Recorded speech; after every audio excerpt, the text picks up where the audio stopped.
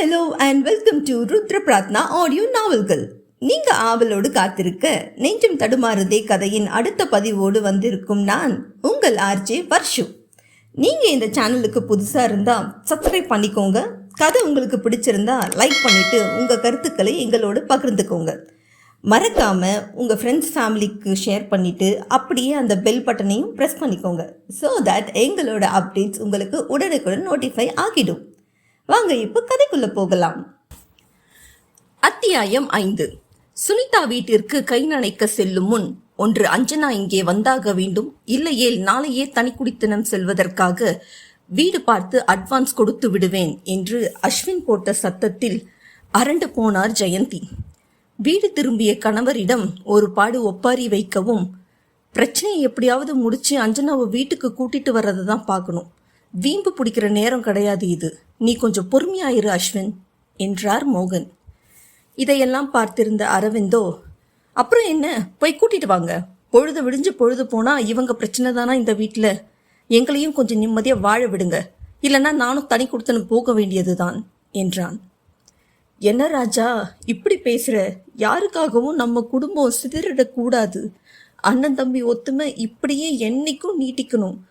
இப்படி ஆளாளுக்கு கிளம்புறேன்னு சொன்னா எப்படிப்பா என்று ஜெயந்தி மகன்களிடம் அழுது ஒப்பாரி வைக்கவும், நாங்க கிளம்பக்கூடாதுன்னா ஒன்று உன் மகனை தனியா அனுப்புங்க, இல்லையா மருமகளுக்கு புத்தி சொல்லி ஒழுங்கா நடக்க சொல்லு, இல்லை இவன் கல்யாணம் முடிஞ்ச பிறகு நானும் தனியே போக வேண்டி இருக்கும் என்றான் தீர்மானமாக. வீடு வந்து சேர்ந்த அசோக்கிடம் அஞ்சனாவை அழைத்து வர சொன்னதும் வானத்துக்கும் பூமிக்கும் குதித்ததில் அண்ணன் தம்பிக்கு இடையில் வாக்குவாதம் ஏற்பட்டு இருவரும் ஒருவர் சட்டையை மற்றவர் பிடித்து நின்றனர். ஒரு வழியாக மகன்களை சமாதானப்படுத்தி அனுப்பிய ஜெயந்தி உடனே ஈஸ்வரிக்கு அழைத்து விலாசி விட்டார். உன் மகளால என் குடும்பமே நிர்மூலமாகிடும் போலிருக்கு என்றவரிடம் ஈஸ்வரி பக்குவமாக மகள் நிலையை எடுத்து சொன்னார். மக விருப்பம்னு அம்மாவே எல்லாத்துக்கும் ஒத்து ஊதினா வாழ்க்கை விளங்குமா என்றவரிடம், அப்படி இல்லை சம்மந்தி, அவ சின்ன பொண்ணு, எடுத்து சொன்னா புரிஞ்சுப்பா, நாங்க பேசிக்கிட்டு தான் இருக்கோம் என்றார். என்னத்த பேசி கிழிச்சிங்களோ தெரியல, ஆனா அந்த சின்ன பொண்ணுக்கு நீங்க கொடுக்கிற இடம் தான் எங்க பையன் வாழ்க்கையை வீணாக்கிக்கிட்டு இருக்கு, இன்னொரு பையன் வாழ்க்கைய கேள்விக்குறியாக்கிடுச்சு என்றதும், எங்களுக்கும் புரியுது, ஆனா இப்போதைக்கு குழந்தை பிரச்சனையை பேசாம இருந்தா நல்லதுன்னு தோணுது சம்மந்தியம்மா. இத பாருங்க, ஆர்த்திக்கும் 4 வயசு முடிஞ்சிருச்சு, இன்னொரு துணை இல்லாம இருக்கிறது நல்லாவா இருக்கு? பொண்ணுக்கு தான் இல்லைன்னு பார்த்தா உங்களுக்காவது கூறு வேணாமா? நல்லது கெட்டது எடுத்து சொல்லி அனுப்புற வழிய பாருங்க என்றவரின் வார்த்தைகளில் விரக்தியோடு நின்றிருந்தார் ஈஸ்வரி. அவரா எடுத்து சொல்லவில்லை? அன்று கருக்கலைப்பு செய்ய முடியாது என்று இதே கூடத்தில் தன்னை கட்டிக்கொண்டு அழுத அஞ்சனாவை சமாதானப்படுத்தி அந்த நாள் இன்னுமே ஈஸ்வரியின் மனதில் பசுமையாய் நிழலாடியது. அவங்க தான் புரியாம பேசுறாங்கன்னா நீயும் ஏமா இப்படி பேசுற? எந்த பாவமும் செய்யாத சின்ன சிறு சிசு, அது என்ன நம்பிதானே வந்திருக்கு, அதுவும் நம்ம ஆர்த்தி போல ஏன் குழந்தம்மா என்று வயிறை இறுக்கமாக பிடித்து கொண்டவள், எப்படி அதை அழிக்க சொல்ற? வேண்டாம்மா ப்ளீஸ், என்னால முடியாது. யார் பார்க்காட்டியும் பரவாயில்ல, நான் என் பிள்ளைய பார்த்துப்பேன், நீயாவது நம்புமா என்றவளின் கண்ணீரை கண்டு ஈஸ்வரிக்குமே உயிரை அறுத்தது. ஆனால் மருமகன் பேசிவிட்டு சென்றிருப்பதில் இப்போது அவருக்கு முகமறியா சிசுவை விட தன் மகளின் வாழ்வே பெரிதாக தெரிந்தது. நான் பெத்து வளர்ப்பேன்னு சுலபமா பேசிடலாம் அஞ்சு, ஆனா நிதர்சனம்னு ஒன்று இருக்கே. குழந்தைகளுக்கு அப்பா அம்மான்னு 2 பேருமே தேவமா. தாயோட அன்பும் அரவணைப்பும் மட்டும் இல்லாம தந்தையோட கண்டிப்பும் கண்காணிப்பும் கண்டிப்பா இருக்கணும். ஆனா மாப்பிள்ளை குழந்தைக்கு இனிஷியல் போடக்கூடாதுன்னு சொன்னதுக்கு அப்புறமும் நீ பெத்துக்கிட்டா அந்த குழந்தையோட நிலை என்னன்னு யோசிச்சு பார்த்தியா என்றார் மகளுக்கு புரிய வைத்து விடும் நோக்கத்தோடு. இனிஷியல் கொடுக்க மாட்டேன்னு சொல்றவர் எதுக்காக இன்னொரு குழந்தைய கொடுக்கணும்? நானா கேட்டேன் என்று தாயை கட்டிக்கொண்டு தேம்பியவளின் கேவல் எளிதில் மட்டுப்படவில்லை. அது தாண்டி ஆம்பளைங்க, அவங்களுக்கு அவங்க அவசியமும் அவசரமும் தான் முக்கியம். நம்மளை பத்தி யோசிக்க மாட்டாங்க. அதுவும் இத்தனை மாசம் உன்னை பிரிஞ்சு வெளிநாட்டுக்கு போயிட்டு வந்தவரை நம்ம என்னன்னு கேட்டுட முடியும்? என்னை பத்தி யோசிக்க முடியாதுன்னா எதுக்கு கல்யாணம் பண்ணிக்கணும்? போமா. நிஜமாவே எனக்கு அந்த நாளை நினைச்சா அருவருப்பா இருக்கு, உடம்பெல்லாம் கூசுது. நான் இனி அங்க போக மாட்டேன், குழந்தையும் கலக்க மாட்டேன் என்றிட ஈஸ்வரிக்கோ தொட்டிலில் உறங்கிக் கொண்டிருந்த 8 மாத ஆர்த்தியின் எதிர்காலம் கவலையளித்தது. சொன்னா புரிஞ்சுக்கோ அஞ்சு, இப்பவே கலைச்சிட்டா மாசத்தீட்டு போற மாதிரி கண்ணுக்கு தெரியாம போயிடும்டி. இதுக்கு மேல தாமதப்படுத்தினா கண்ணுல பாக்குற மாதிரி ஆயிடும். உன் உயிருக்கும் ஆபத்து தான் என்றார். அப்போ அது என் உயிர் இல்லையாமா? ஏமா குழந்தைக்கு தண்டனை கொடுக்கணும்? என்னால இந்த பாவத்தை செய்ய முடியாது என்று கரைந்தவளை சமாதானப்படுத்தி சம்மதிக்க வைத்து புகுந்த வீட்டில் விட்டு வந்தனர். நினைவுகளில் மூழ்கி இருந்த ஈஸ்வரியிடம், என்ன ஈஸ்வரி கனா கண்டுகிட்டு இருக்க? மாப்பிள்ளை வீட்டுல இன்னும் கொஞ்ச நேரத்துல வந்துடுறதா சொன்னாங்க, சீக்கிரம் ஆகட்டும் என்றார் வெங்கடேசன். என்ன சொல்லியும் கேட்காம இன்னைக்குமா உங்க பொண்ணு வேலைக்கு போகணும்? என்னமோ போங்க, வர சம்பந்தி வீட்டு ஆளுங்க இதை பெருசுப்படுத்தாம இருக்கணும் என்ற வேண்டுதலோடு வேலையை தொடர்ந்தார். ஒரு வழியாக அசோக்கை சமாதானம் செய்து அவனது குடும்பம் மொத்தமும் இப்போது அஞ்சனாவின் வரவிற்காக அவள் வீட்டில் காத்திருந்தது. ஆனால் அஞ்சனா வேலைக்கு சென்றிருக்கும் விஷயம் அறிந்ததுமே, யாரை கேட்டு வேலைக்கு அனுப்புனீங்க? எங்க குடும்பத்துக்குன்னு தனி மரியாதை இருக்கு, பொம்பளை காசுல உட்காந்து சாப்பிட வேண்டிய அவசியம் எங்களுக்கு இல்ல என்ற அசோக்கின் குத்தலில் ஜெகனால் பொறுமையாக இருக்க முடியவில்லை. இங்க பாருங்க என்று ஆரம்பிக்கவுமே வெங்கடேசன் மருமகனை தடுத்து விட்டார். அஞ்சனா வேலை முடிந்து வீடு வந்து சேர 6 மணியாகி போனது. 1 மணி நேரத்திற்கும் மேலாக காத்திருந்ததில், யாரை கேட்டுடி வேலைக்கு போன என்று அவள் வீட்டினுள் நுழைந்ததுமே எகிரிக்கொண்டு சென்றான் அசோக்.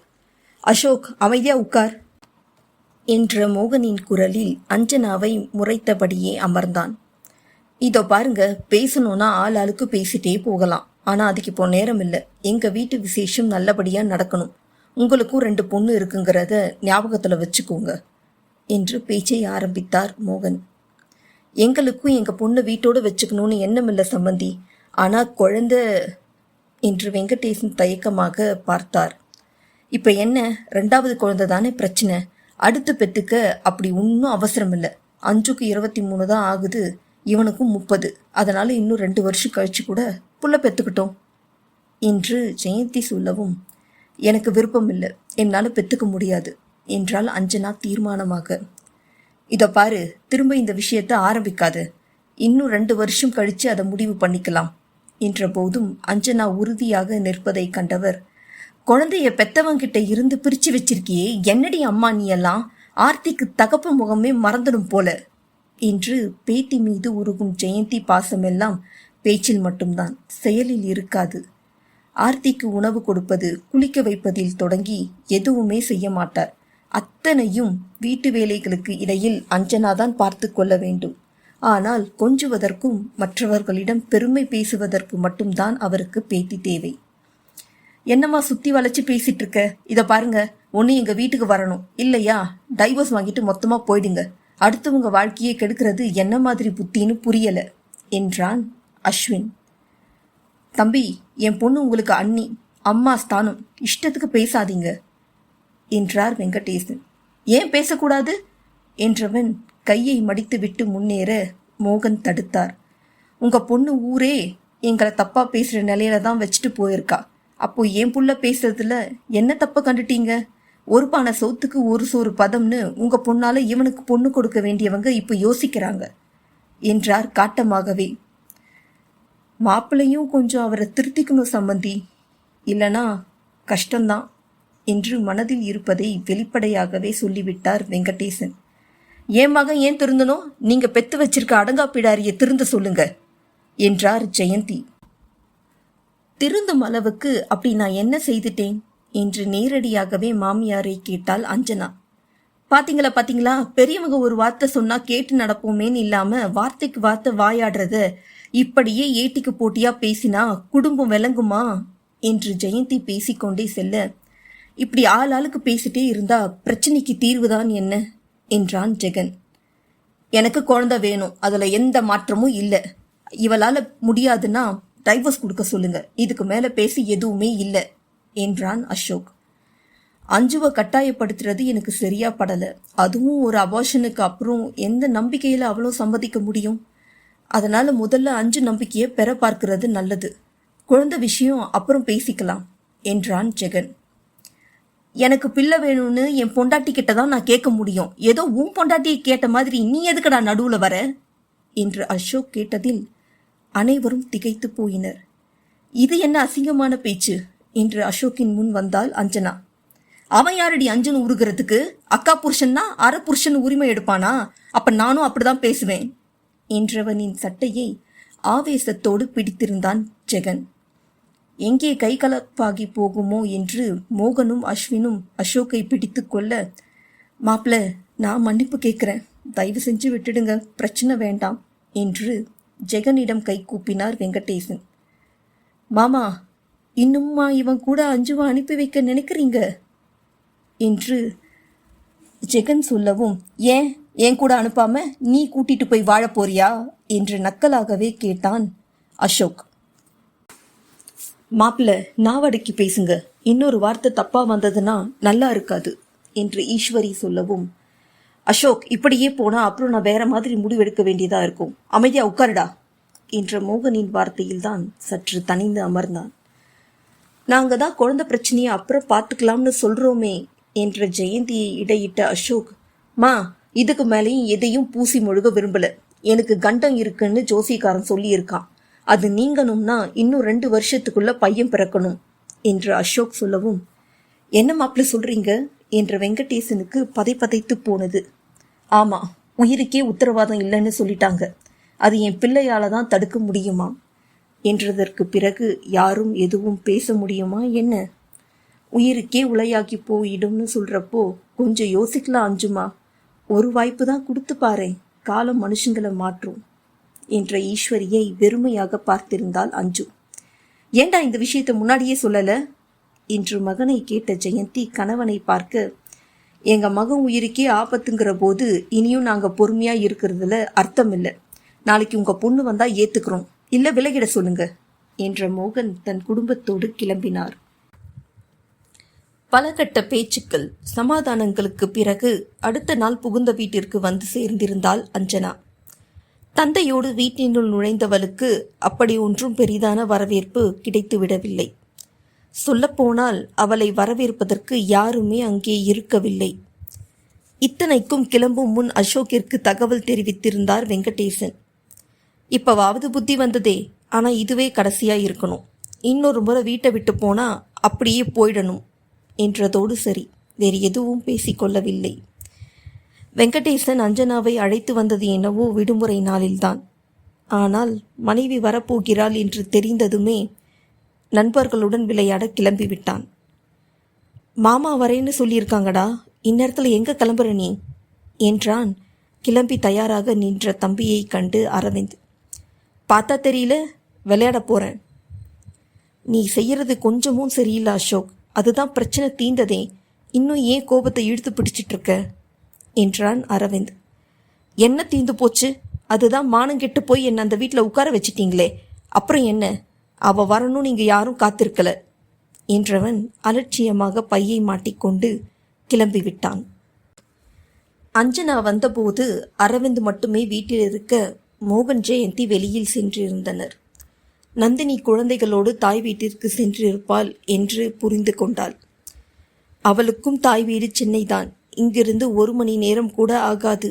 ஆனாலும் வார இறுதி நாட்களில் தாய் வீட்டிற்கு செல்வதை வாடிக்கையாக்கி கொண்டிருப்பவள். வாரத்தில் 2 நாட்களாவது அவள் பெற்றோர் மகளை காண பை நிறைய பழங்கள், ஸ்வீட், காரம் என்று வாங்கி வந்து விடுவதால் ஜெயந்தியிடம் ராஜ உபசரிப்பு கிடைக்கும். அரவிந்தும் ஆர்த்தியை அழைத்து கொண்டு வெளியில் கிளம்பிட மெல்ல வீட்டினுள் நுழைந்த அஞ்சனா அவர்களின் அறையினுள் செல்ல வேண்டாத விருந்தாளியாக அன்று இருவருக்கும் இடையில் குழந்தை குறித்து நிகழ்ந்த சம்பாஷணை கண் முன் விரிந்தது. அசோக்கிற்கு எப்போதும் தன் விருப்பமே பிரதானம் என்பதால் ஆர்த்தி பிறந்து தாய் வீட்டில் இருந்த அஞ்சனாவை அவசரமாக தன் வீட்டிற்கு அழைத்து வந்தவன் அடுத்த 2 மாதங்களில் அவளை கர்ப்பமாக்கி இருந்தான். அஞ்சனா விஷயத்தை சொல்லவும் சற்றும் யோசிக்காமல் குழந்தையை கலைக்க சொல்லிவிட்டான்.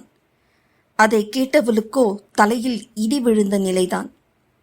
என்ன அஞ்சு, எதுவும் பேசாம இருக்க என்று அவன் கேட்கவும், முடியாது, மாட்டேன், என்னால் குழந்தையை கண்டிப்பாக கலைக்க முடியாது என்றாள் திடமாக. என்ன அஞ்சு புரியாம பேசுற? இப்ப இருக்கிற விலைவாசியில ஒரு குழந்தைய படிக்க வச்சு நல்லபடியா கட்டி கொடுக்கறதுங்கிறதே பெரிய விஷயம்.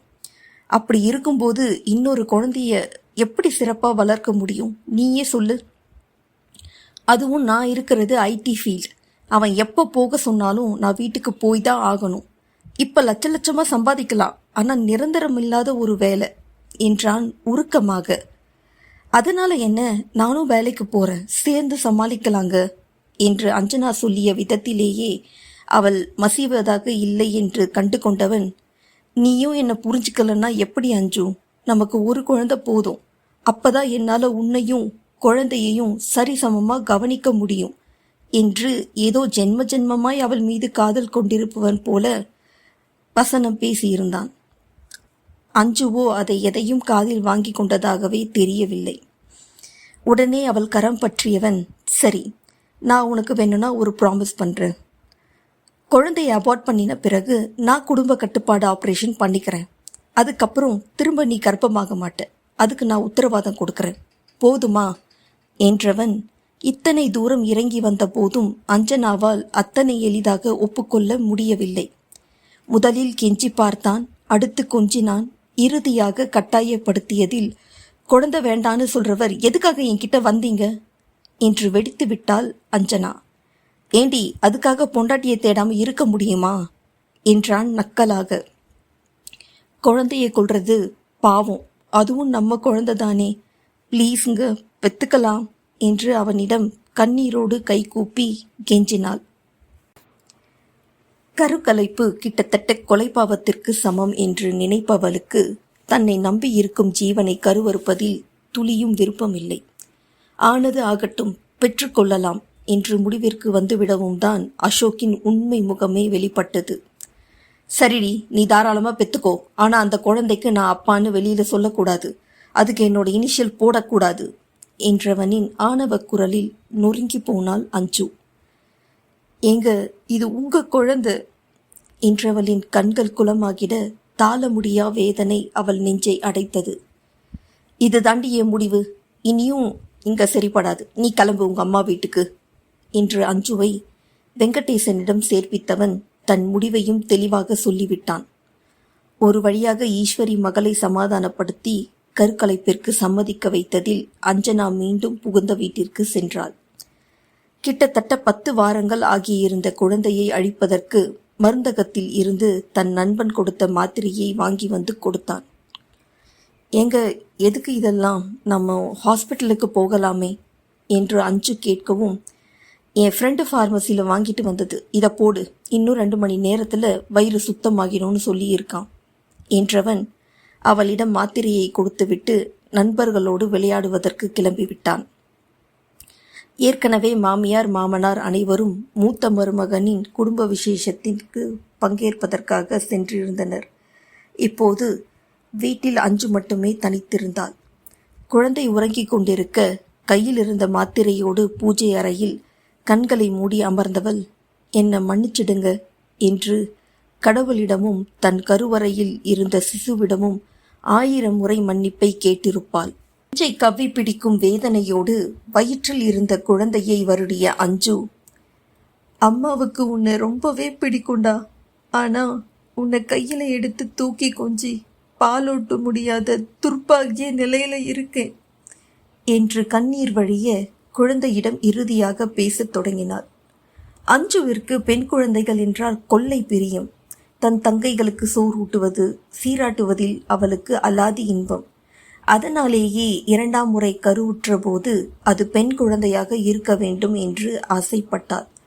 ஆனால் அது நிராசையானதோடு தன் கையாலேயே தன் சிசுவை கொல்லும் நிலையை அவள் கனவிலும் எதிர்பார்க்கவில்லை.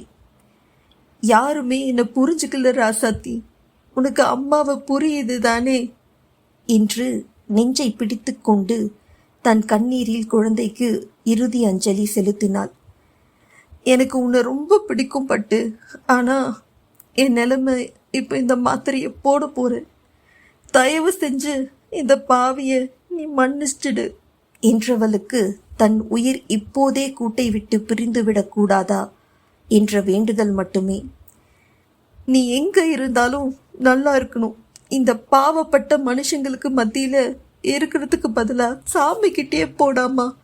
நிச்சயம் நீ சந்தோஷமா இருப்படி என் செல்லமே என்று விம்மும் மனதோடு இரு கைகளாலும் குழந்தையை அள்ளி எடுப்பது போல செய்து முத்தமிட்டு பித்து பிடித்தவள் போல மீண்டும் மீண்டும் மன்னிப்பை யாசித்து பூஜை அறையிலேயே மாத்திரையை போட்டுக்கொண்டு வெளியில் வந்தவள் ஹாலில் இருந்த சோஃபாவில் சுருண்டு கொண்டாள். ஆனால் அடுத்த சில மணி நேரங்களில் மாத்திரை தன் வேலையை தொடங்கிட அடிவயிற்றில் சிறுக சிறுக வலி அதிகரித்து இரத்தப்போக்கும் தொடங்கியது. நேரம் செல்லவும் அஞ்சுவுக்கு உதிரப்போக்கு அதிகமாகியது. அசோக்கிற்கு அழைத்து தன் நிலையை சொல்ல, அப்படிதான் இருக்குமா, சீக்கிரமே சரியாகிடும், நான் வண்டி ஓட்டிட்டு இருக்கேன், சும்மா தொந்தரவு பண்ணாத என்றவனுக்கு திரும்ப அழைக்க தோன்றவில்லை. வலி உயிரை குடிக்கும் நிலைக்கு செல்ல அவள் உதிரம் கரைந்து கால் வழியே வெளியேறியதை கண்டவளின் மனமெங்கும் பாரம் ஏறியது. மன்னிச்சிடு ராசாத்தி என்று தொண்டைக்குழி ஏறி இறங்க உதிரத்தை எடுத்து கண்களில் ஒற்றிக்கொண்டு அதை தன் மார்பில் பூசிக்கொண்டவளின் நெஞ்சில் இருந்து எழுந்த பெருங்கேவல் அடங்க பல நிமிடங்கள் பிடித்தது. அதில் உறங்கிக் கொண்டிருந்த குழந்தை ஆர்த்தி எழுந்து அவளிடம் தவழ்ந்து வந்து கட்டிக்கொள்ள அஞ்சனாவோ குழந்தைக்கு பசியாற்றும் நிலையில் இல்லை. ஒரு வழியாக தந்தைக்கு அழைத்து விஷயத்தை சொல்லி முடித்தவளின் நிலை இன்னும் மோசமாகி போனது. மனைவி மகளோடு உடனே வந்தவர் அஞ்சனாவை அருகே இருந்த அரசு மருத்துவமனைக்கு அழைத்துச் சென்றார். மாத்திரையை போட்டதில் இருந்தே நரக வேதனையை அனுபவித்துக் கொண்டிருந்தவள் வலி தாங்க முடியாமல் ஈஸ்வரியின் கையை பிடித்து கொண்டு, பேசாம என்னை கொன்னுடுங்க, நானும் என் குழந்தை கூடவே போயிடுறேன் என்று கதறிவிட்டாள். ஒன்றும் இல்லடா, இன்னும் கொஞ்ச நேரம் எல்லாம் சரியா போகும் என்று மகளை தேற்ற முற்பட்டவருமே கருக்கலைப்பு மகளை இந்த அளவு உருக்குலைக்கும் என்று எதிர்பார்க்கவில்லை. வண்டியிலிருந்து இறங்கி நடக்கும் அளவிற்கு கூட அவளுக்கு திராணி இல்லாது ஈஸ்வரியின் தோல் சாய்ந்தபடி வந்தவள் பாதி வழியிலேயே மயங்கி விழப்போனாள். ஆனால் அவர்கள் பின்னே வந்து கொண்டிருந்த அஞ்சலியும் வெங்கடேசனும் சரியான நேரத்தில் தடுத்து பிடித்தனர். அவசர சிகிச்சை பிரிவில் அஞ்சனாவை சேர்க்கவும் வலி தாள முடியாத அவள் கதறல் மருத்துவமனை எங்கும் எதிரொலித்தது. ஏய், என்னடி சும்மா கத்திக்கிட்டு இருக்க? அன்னைக்கு படுக்கும்போது மட்டும் சுகமா இருந்துச்சா? அப்ப ஊரை கூட்டாதவ இப்ப மட்டும் எதுக்கு கத்துற? புள்ள வேணான்னு நினைக்கிறவ புருஷன்கிட்டயே போயிருக்க கூடாது என்றதில் அஞ்சனாவிற்கு அவமானம் பிடுங்கி தின்றது. போனதும் இல்லாம இப்படி வயிற்றுல வாங்கிக்கிட்டு அதை கலைக்க எங்க உயிரை எடுக்கிறீங்க என்றவரை மறுத்து பேசும் திராணி கூட இல்லாது அஞ்சனாவின் கண்களில் இருந்து கண்ணீர் வடிந்து கொண்டே இருந்தது. என்னமோ அவள் விருப்பப்பட்டு கருக்கலைப்பு செய்வது போல அவர்கள் பேசிய வார்த்தைகள் ஏற்கனவே அவள் கொண்டிருந்த காயத்தை ஆழமாக கீறியது. நல்லா பாருக்கா, புருஷனா இல்லாம எவனாவது கள்ள புருஷனா இருக்க போறான், இப்பெல்லாம் அந்த கேஸ்ல தான் அதிகமா வருது என்று